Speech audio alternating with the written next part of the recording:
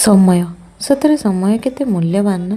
समय थरे चलीगले आउ केबे फेरी आसेना, रही जाए तो सी गोटे स्मृति होई। स्मृति तो समस्तिंक जीवन रे थिबो, हेले छोट बळर स्मृति ना किछि नियारा।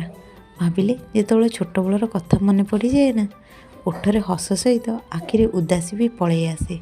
ओठरे हस एथिपई आसे कि बिंदास थिला से लाइफ, ना थिला किछि दुख ना किछि कष्ट ना कौनसी कथार चिंता।